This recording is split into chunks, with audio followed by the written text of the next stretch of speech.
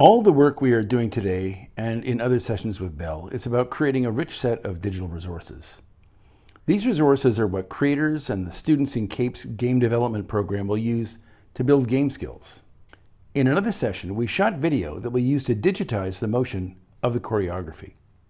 For that session and that use, the beautiful costumes that Belle will perform in today are actually at a bit of an impediment.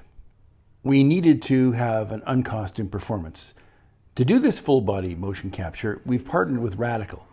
Radical are a startup in the UK who use a cloud-based AI to process video into motion files.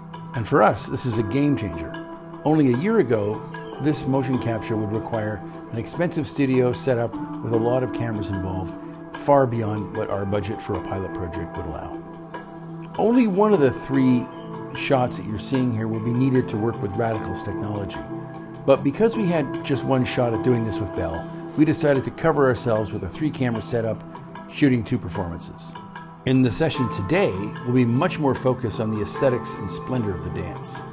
There's a 4-part process that we want to encourage with these digital resources that we're building in these sessions.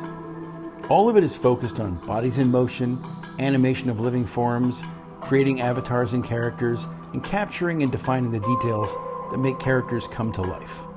The first part of the process is importing the gross body motion, which we captured in the motion sessions. Traditional Apsara dancing turns out to have some special qualities in this regard.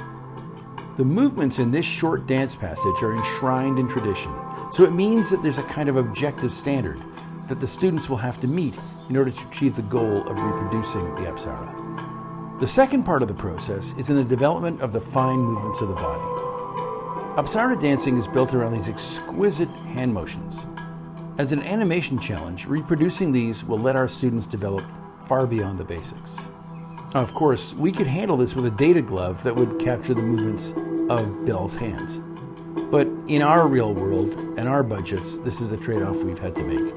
The gloves are outside of what we can afford because we're also buying a 3D scanner that will let us do other things as well. The third part of our process is to impart character through face, costume, clothing, etc. in the characters that we animate. The costuming of the Apsara performance also want to allow creators to reconstruct Belle's own. We hope game dev skills will open up a digital economy here in Cambodia and in Southeast Asia. Bringing together technologists and the creative community will be the key. Because that's how games work, the fusion of creativity and technology.